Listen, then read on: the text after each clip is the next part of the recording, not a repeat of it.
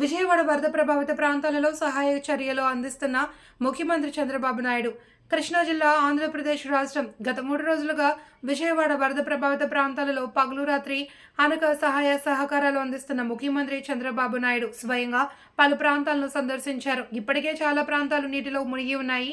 ఆయన స్వయంగా చాలా ప్రాంతాలని పర్యటించి అక్కడ ఉన్న బాధితులకు అవసరమైనటువంటి ఆహారం, మంచినీరు అందిస్తున్నారు. అక్కడ నివసిస్తున్న ప్రజలందరూ చంద్రబాబు నాయుడు సేవలను కొనియాడారు. ఇటువంటి ముఖ్యమంత్రి ఆంధ్రప్రదేశ్కి ఉండడం అరుదు అని పొగిడారు. కార్యక్రమంలో ఆయన వెంట తెలుగుదేశం పార్టీ నాయకులు, కార్యకర్తలు, అధికారులు ఉన్నారు. నడుము వరకు వాటర్ ఉంది, అసలు తగ్గలేదు ఇంకా ఈ టైపు. కానీ సందుల్లో ఎవరికి కూడా ఎటువంటి వాటర్ కానీ ఫుడ్ కానీ ఏం రావట్లేదు. బాగా వాటర్ ఫ్లోటింగ్ అయితే బాగుంది, ఎక్కువ ఉంది.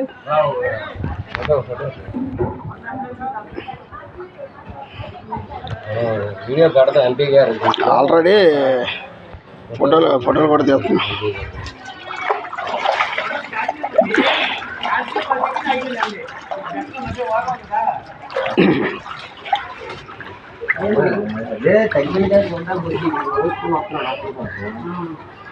వాటర్ రావడానికి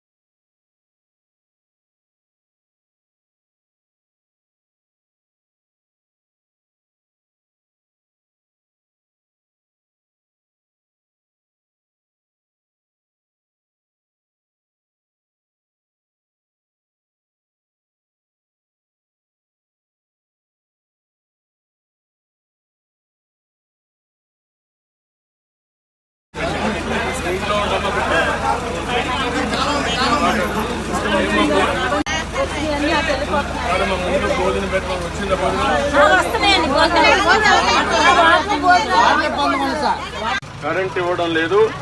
ఇది తగ్గంగానే నీళ్లు ఇస్తాడు, కరెంట్ ఇస్తాడు. మంచినీళ్ళు ఇప్పుడే పంపిస్తా. మీ ఇంట్లన్నీ కూడా మార్నింగ్ బ్రేక్ఫాస్ట్ మళ్ళీ ఇల్లు కట్టిస్తాను. ధైర్యంగా ఇల్లు కట్టిస్తాను.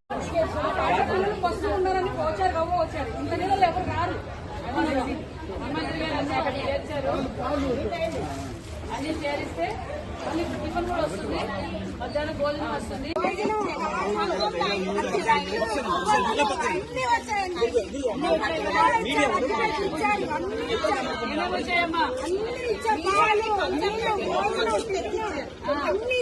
ఎవరు పంపించారు? అది మరి కలెక్టరేట్ లోనే ఉన్నారు చంద్రబాబు